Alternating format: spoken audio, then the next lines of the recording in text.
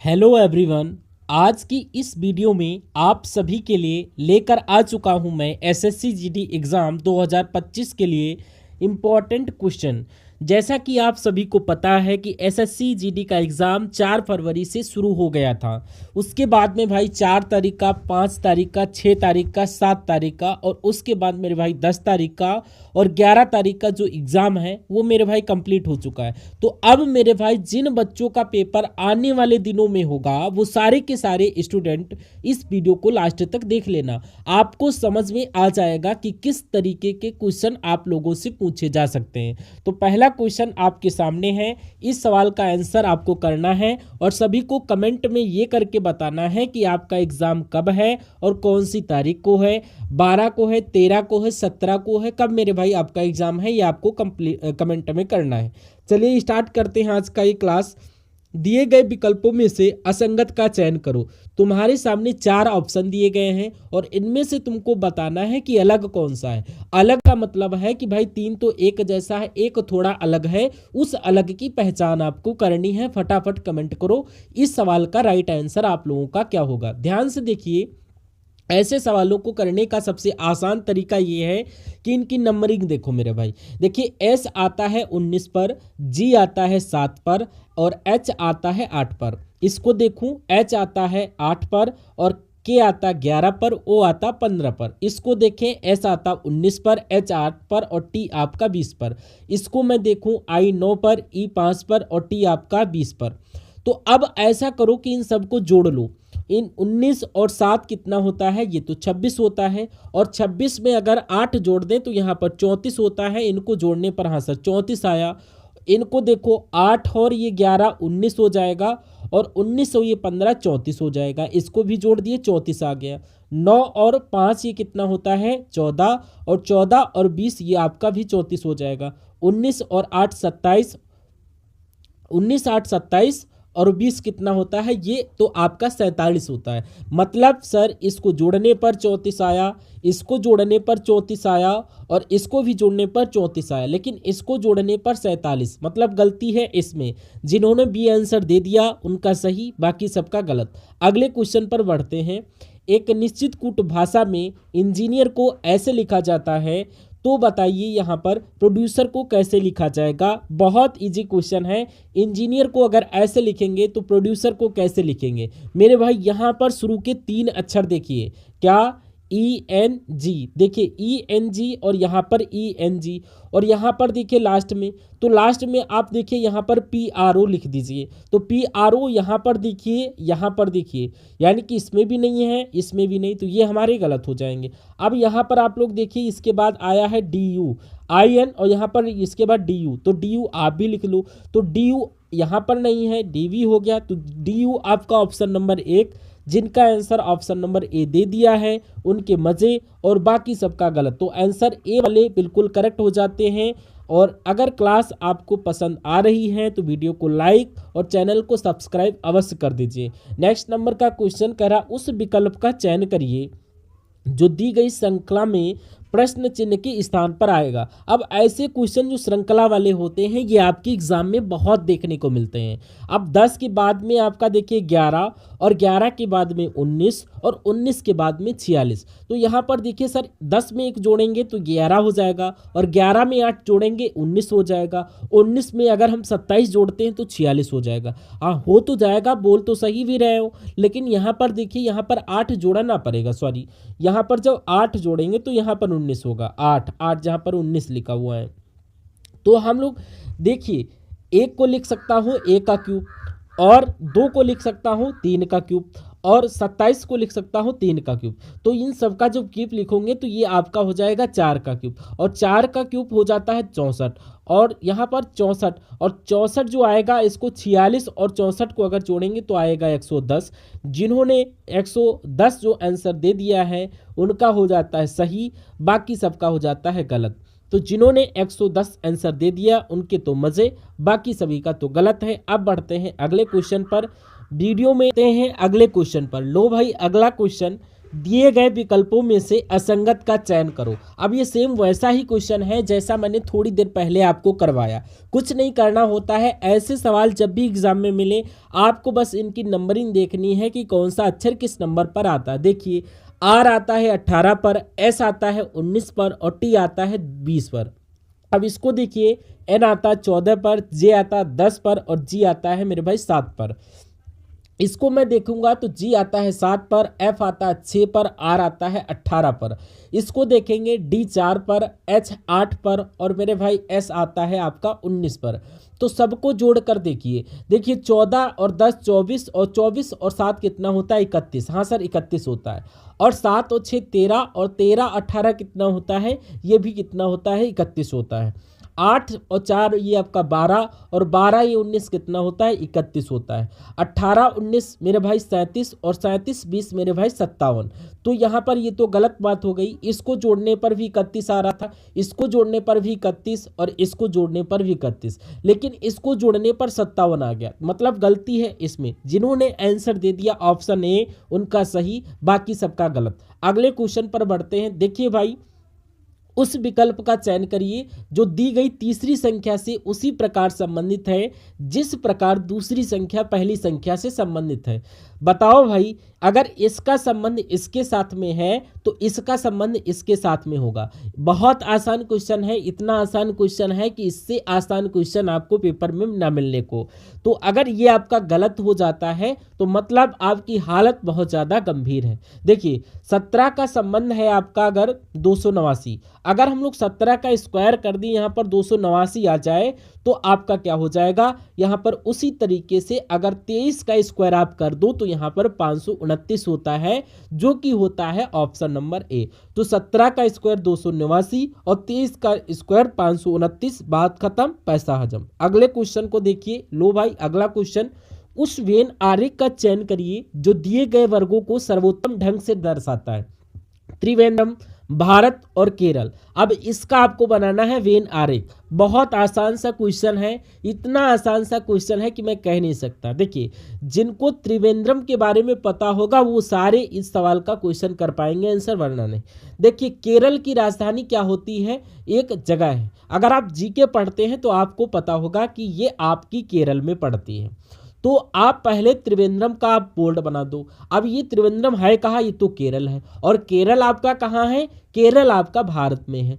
केरल तो भारत में, तो मेरे तो भाई ये भारत का गोला बना दिए। मतलब ये ऑप्शन होगा कि भारत के अंदर केरल और केरल के अंदर त्रिवेंद्रम। भारत के अंदर केरल और केरल के अंदर त्रिवेंद्रम। ये सबसे पहले त्रिवेंद्रम बहुत छोटा सा है, त्रिवेंद्रम से बड़ा केरल और इससे बड़ा भारत। जिन्होंने बी आंसर दे दिया उनके मजे, बाकी सबका गलत। इसी बात पर मेरे भाई कर दीजिए वीडियो को लाइक और चैनल को सब्सक्राइब। ऐसी क्लास आपको डेली देखने को मिलती है। और सभी को मेरे भाई कमेंट करना है कि आपका पेपर कब है और कौन सी शिफ्ट में आपका पेपर है। तो बिल्कुल इतना आप लोग करिए। अगले क्वेश्चन की तरफ हम लोग बढ़ते हैं। उस विकल्प का चयन करिए जो दिए गए पैटर्न में प्रश्न चिन्ह के स्थान पर आएगा। आपको बताना है प्रश्नवाचक चिन्ह के स्थान पर क्या आएगा। ऐसे सवालों को करने का तरीका मैंने आपको बताया था। जैसे मान लीजिए ये आपकी छोटी संख्या है लेकिन ये तो बड़ी है, मतलब इन छोटी संख्याओं से मिलकर ये बड़ी संख्या बनी हुई है, इन छोटी संख्याओं से मिलकर ये बड़ी संख्या बनी है और इनसे मिलकर ये संख्या बनी होगी। देखिए बहुत आसान सा क्वेश्चन है। अब 13 गुणा अगर 3 में कर दूं, 13 दूना 26, 13 तिया 39 और 33 गुणा 4 कर दें, 23 गुणा 4 और ये 46 और 23 चक्कू 92। यानी कि यहाँ पर अगर मैं 11 कर दूं तो 11 चक्का 66, तो यहाँ पर इसका मतलब 11 इसका राइट आंसर हो जाएगा।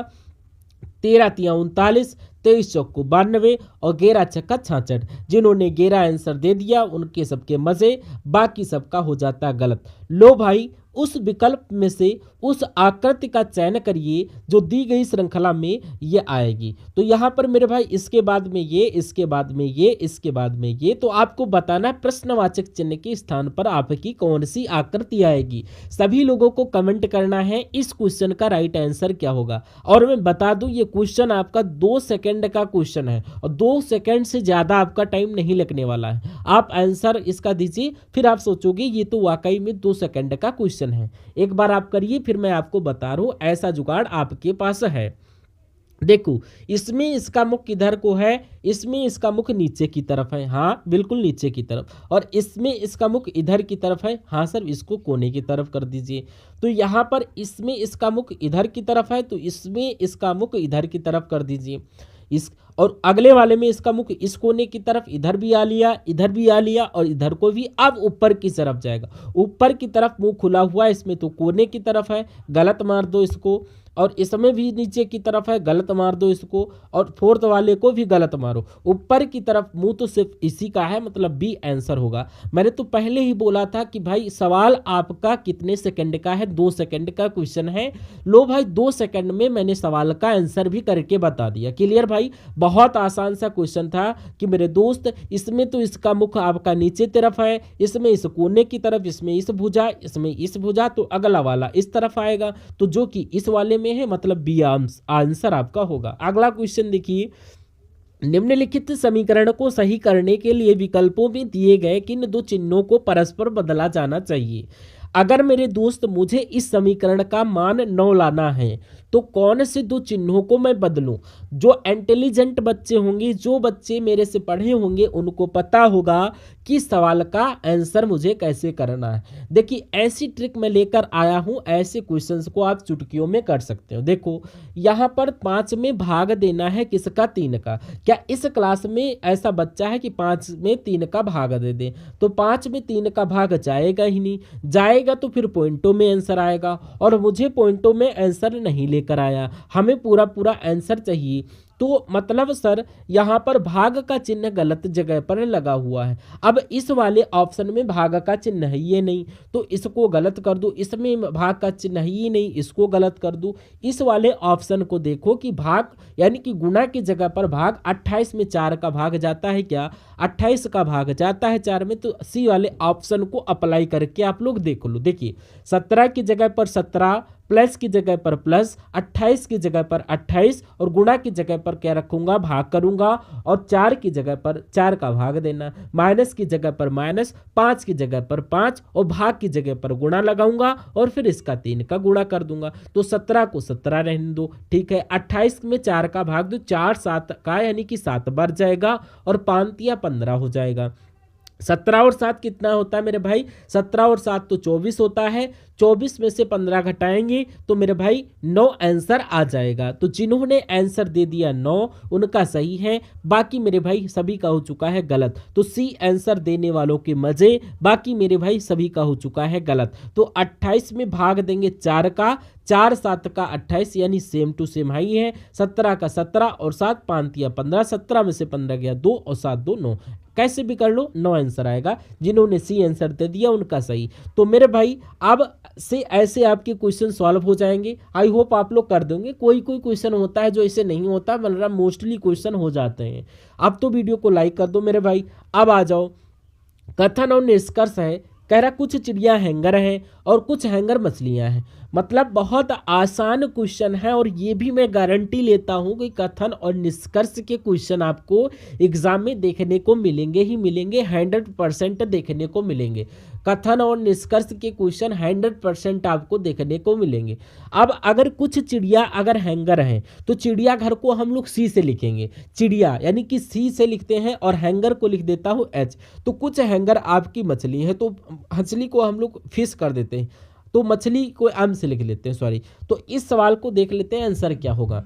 देखिए कुछ अगर चिड़िया आपकी मछली हैं, तो आप लोग देखिए ऐसा तो मुझे दिखाई नहीं दे रहा, ये आपका गलत हो जाएगा। कुछ हैंगर मछलियां, हाँ हैंगर कुछ हैं, बिल्कुल कुछ हैंगर, इतनी आपके हैंगर आपके मछली। इसका मतलब केवल निष्कर्ष 2 हमारा अनुसरण करेगा, ऑप्शन नंबर ए वाला। तो केवल निष्कर्ष 2 अनुसरण करेगा, यानी कि ऑप्शन ए का हमारा राइट आंसर होगा, केवल निष्कर्ष 2 अनुसरण कर रहा है। ठीक है भाई। कुछ चिड़ियाघर हैंगर हैं, ये भाई हैंगर हो गए, और कुछ हैंगर आपकी मछली हो गई। हाँ भाई कुछ हैंगर मछली, कुछ चिड़िया मछली नहीं है, तो ये आपकी बिल्कुल कुछ हैंगर आपकी मछली हैं, ये आपका राइट हो जाता। तो केवल निष्कर्ष 2 हमारा क्या करेगा, अनुसरण करेगा। आ जाइए अगले क्वेश्चन की तरफ।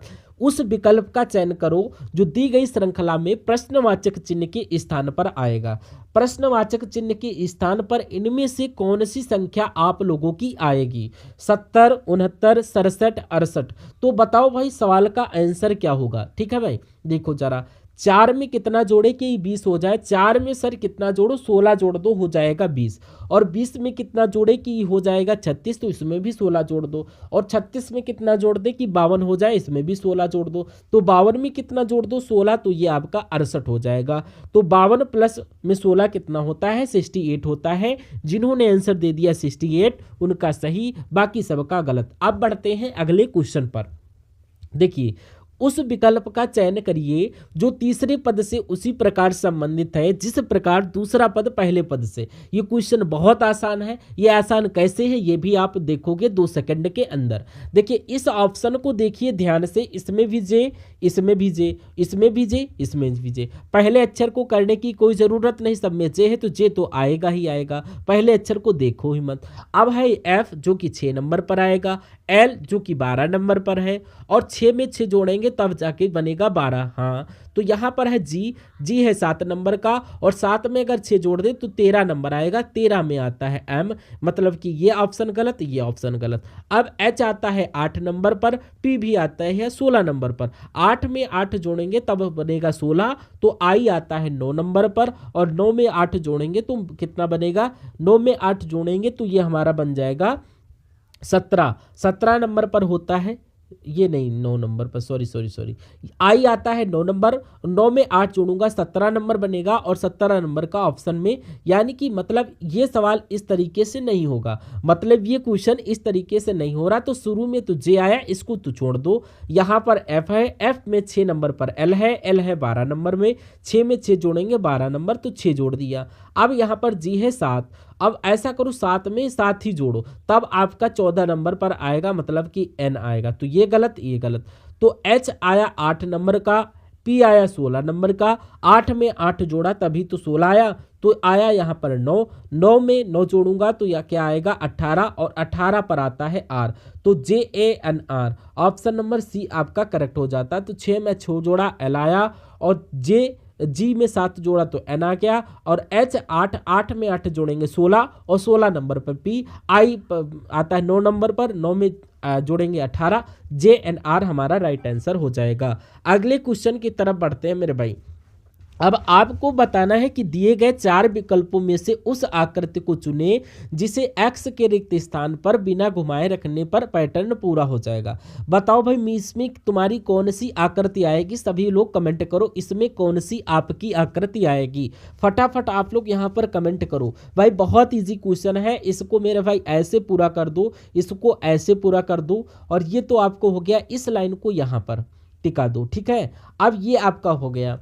अब ऐसा ही तो करना है मेरे भाई तुम लोगों को कि यहाँ पर जो ऐसा ऑप्शन ही तो करना, तो इसको इस तरीके से लगाना है, और इसको इस तरीके से लगाना है, और इसको मेरे भाई आपका कुछ इसमें आप इसमें थोड़ा रॉन्ग है। इस त्रिभुज को पहले पूरा करना पड़ेगा। इस त्रिभुज को ऐसे पूरा करो, फिर इस लाइन को यहाँ पर चिपकाओ, फिर यहाँ पर चिपकाओ। तो ऐसी कोई आकृति होनी चाहिए। इसमें तो देखिए यहाँ पर 2 ही लाइन है, तो ये तो हो गया खुला खुला गलत। और इसमें अगर देखूंगा तो यहाँ पर ये लाइन यहाँ पर टच हो रही है, और इन तीनों में से अब ये कोई आंसर होगा। अब एक जो आंसर होगा तो इस तरीके से तो तुमको पहले से त्रिभुज ये पूरा होगा। ये पता नहीं फिर ये लाइन एक्स्ट्रा क्यों आ गई, ये तो गलत हो गया। अब इसमें देखो ये त्रिभुज आपका पूरा हो जाएगा। इसमें ये 2 बार ये किसकी आ गई?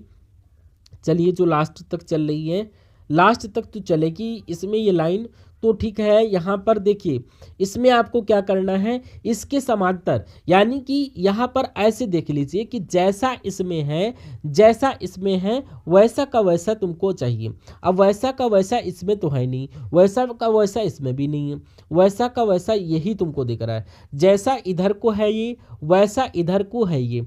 तो जिन्होंने बी आंसर दे दिया उनका सही। पहले इन दोनों के बीच में कितनी सारी जगह है, जबकि यहाँ पर देखो मेरे भाई ये लाइन चिपकी चिपकी है। जबकि यहाँ पर कितनी सारी जगह है, तो ये गलत। तो यही ऑप्शन तुम्हारा सही होगा। जिन्होंने आंसर दे दिया बी उनके मजे, बाकी सभी का हो चुका है गलत। ठीक है भाई, तो बी आंसर देने वालों के मजे, बाकी सबका हो जाता है गलत। अगले सवाल पर बढ़ते हैं। उस विकल्प का चयन करिए जो तीसरे पद से उसी प्रकार संबंधित है जिस प्रकार दूसरा पद पहले पद से। अपव्यय करने का मतलब होता है लुटाना। अपव्यय का मतलब करना है कि तुम्हारे पास में पैसे हैं और उनका तुम अपव्यय करो। एक तो होता है व्यय करना और एक होता है अपव्यय, यानी कि फालतू का खर्चा करना। अपव्यय करना या लुटाना एक ही बात है।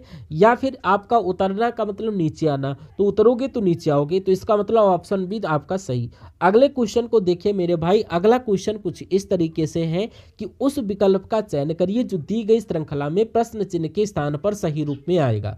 बताइए भाई, प्रश्नवाचक चिन्ह के स्थान पर क्या आएगा। अब जो इंटेलिजेंट बच्चे हैं वो क्या करेंगे, इसमें लास्ट में पी, इसमें टी, इसमें आर, इसमें ओ, मतलब चारों में अलग अलग है। तो लास्ट वाले पे अटैक करोगे, लास्ट वाले पे अटैक करोगे। अब जेड आता है 26 नंबर पर, एक्स आता है 24 नंबर पर, वी आता है 22 नंबर पर, टी आता है 20 नंबर पर। तो 26 में 2 जोड़ेंगे 24 और 24 में 2 जोड़ेंगे 22 और 22 में 2 जोड़ेंगे 20।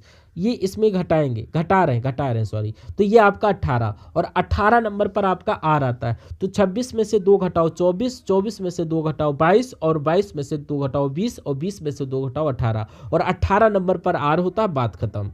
अगला है मेरे भाई, उस विकल्प का चयन करिए जो दर्पण में दाईं ओर रखे जाने पर दर्पण के छवि से सर्वाधिक मेल खाता है। मेरे भाई, अगर हम यहाँ पर दर्पण रख दूं तो बताओ इसका दर्पण प्रतिबिंब कैसा बनेगा। इसको ध्यान से देखिए, ये क्वेश्चन बहुत आसान सा क्वेश्चन है।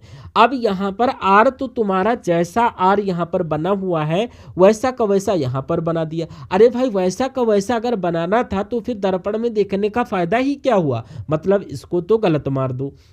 अगर मैं ध्यान से देखूं तो यहाँ पर मेरे भाई, यहाँ पर एम सीधा बना हुआ है और यहाँ पर एम टांग इसके ऊपर कर दी, और टांग ऊपर करना गलत बात है, मुझे भी पता तुमको भी पता, और इसमें भी टांग ऊपर कर दी, मतलब ये गलत हो गया। जिन्होंने आंसर दे दिया बी उनका सही और बाकी सभी का गलत। ठीक है भाई, जैसा आर यहाँ पर बना हुआ था वैसा का वैसा यहाँ पर बना दिया। अगर वैसा ही बनाना है तो दर्पण में देखने का फायदा ही क्या हुआ। तो यहाँ पर एम सीधा बना हुआ, यहाँ पर टांग ऊपर कर दी, टांग ऊपर करना गलत बात है, तो ये भी गलत, ये भी गलत। बी ऑप्शन आपका करेक्ट हो जाता है। अगले क्वेश्चन की तरफ बढ़ते हैं। देखो भाई, एक निश्चित कूट भाषा में पेंसिल को 59 के रूप में लिखा जाता है, तो इरेजर को कैसे लिखा जाएगा। अब मैंने ऐसे क्वेश्चन करने का तुमको तरीका बताया था कि ऐसे क्लास क्वेश्चन को करने में आपको नंबरिंग देनी होती। देखिए PANCIL, अब P आता है आपका 16 नंबर पर, E आता है 5 नंबर पर, N आता है 14 नंबर पर, C आता है 3 नंबर पर, I आता है आपका 9 नंबर पर, L आता है 12 नंबर पर। जोड़ के देखो 16 5 21, 16 5 21 और इसमें 35 और ये 3 38 और 9 47 और ये 12 59। बात तो आपकी सही है। अब इरेजर को देख लो, ई आता है 5 पर, ए आता है आर आता है, आप ई आर है, ई आता है 5 पर, आर आता है 18 पर और ए एक आएगा, उसके बाद में एस 19 पर, ए आता है 5 पर, ई और 5 आर आता है 18 पर। 8 18 5 कितना 23 और 23 और 1 24, 24 और 19 में 33 और 43 और 5 48 और 18 कितना होता है, ये तो आपका होता है 48 18 66। तो जिनका आंसर 66 हो चुका है उनका सही है, बाकी सभी का रॉन्ग हो जाता। तो इन सबको जोड़ोगे, ई आता है 5 पर, आर 18 पर, ए 1 पर, एस 19 पर, ई 5 पर और आर 18 पर। सबको जोड़ोगे, जोड़ो को मेरे भाई यहाँ पर जोड़कर 66 आएगा। तो आंसर आपका डी है। अगर क्लास आपको पसंद आ रही है तो वीडियो को लाइक और चैनल को सब्सक्राइब कर दो यार। लाइक और चैनल को सब्सक्राइब करने का कोई पैसा नहीं लगता है। अब कुछ क्वेश्चन हम मैथ के करेंगे, मैथ भी बहुत इंपॉर्टेंट है।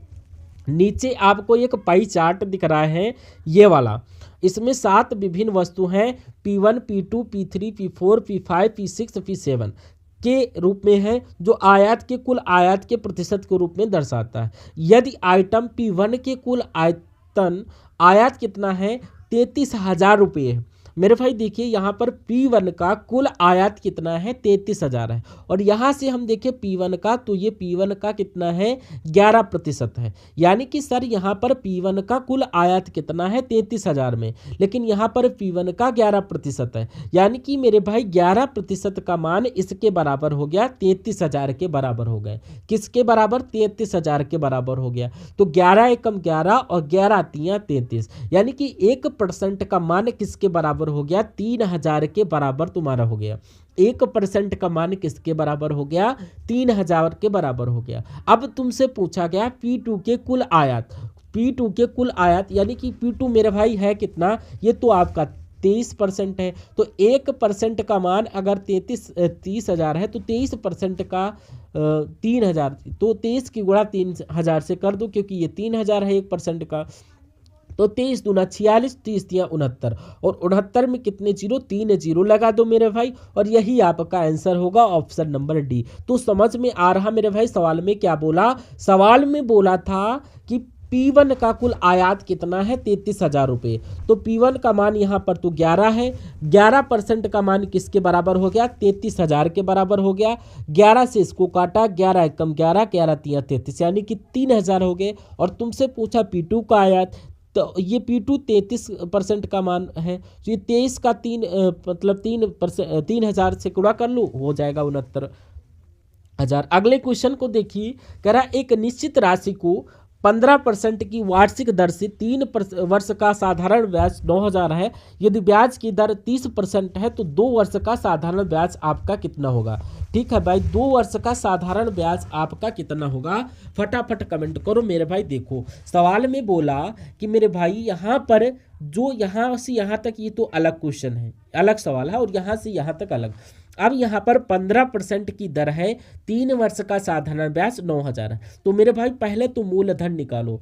अब सिंपल इंटरेस्ट बराबर होता है मूलधन गुणा में रेट गुणा में टाइम बटे कितना 100। तो यहाँ पर सिंपल इंटरेस्ट कितना है? 9,000 का साधारण ब्याज तुमको मिला।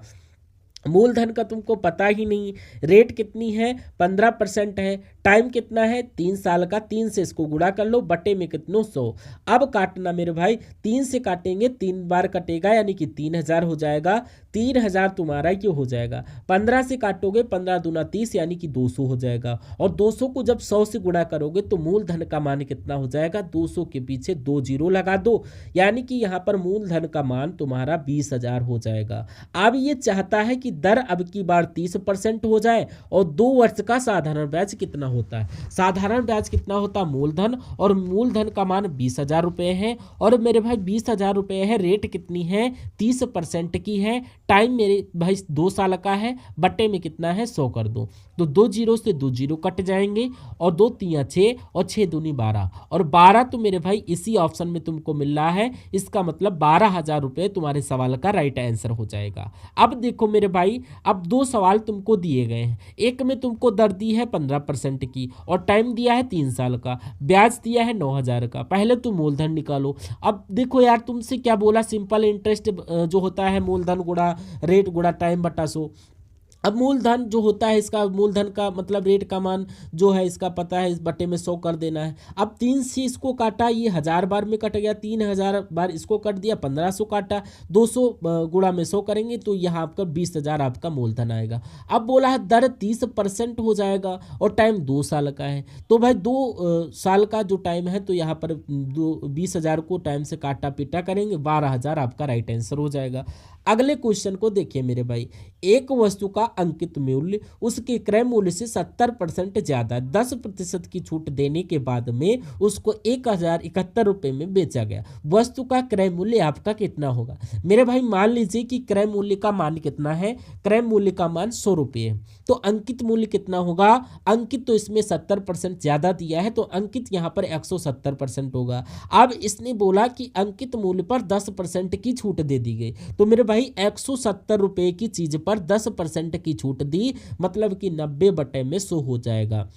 और इतना करने के बाद में इसको 1,071 रुपये में बेच दिया। मेरे भाई देखो 2 जीरो से 2 जीरो ये कट जाएंगे, 9 का भाग दे लो, 9 एकम 9 और 9 एकम 9, और ये आपका 8 बचेगा, 9 ये 81, 9 यानी कि ये आपका हो जाएगा, तो ये आपका हो जाएगा। तो अब मेरे भाई तुमसे बोला कि यहाँ पर 17 यानी कि 17 7 का यानी कि 119, यानी कि 1% का मान कितना हो गया, 7 हो गया। तुमको तो 100 का मान चाहिए, जब 1 का मान 7 है तो 100 का मान कितना हो जाएगा, 100 का मान 700 हो जाएगा। बात खत्म आपकी। तो जिन्होंने आंसर दे दिया 700 उनका सही है, बाकी सबका गलत है। तो सवाल में बोला था कि अंकित मूल्य क्रय मूल्य से 70% ज्यादा है, तो क्रय मूल्य अगर 100 रुपये है तो अंकित मूल्य 170 होगा। अब इसमें 10% की छूट दे दी तो 90/100 हो गया, और इतना करने के बाद 1071, 2 जीरो कट जाएंगे, 9 से भाग देंगे 19 बार में, यानी कि यहाँ पर 1% का मान किसके बराबर है, 7 के बराबर है। 100 का चाहिए तो 100 के बराबर आपका 700 आ जाएगा। जिनका आंसर 700 आ गया उनका सही, बाकी सबका गलत।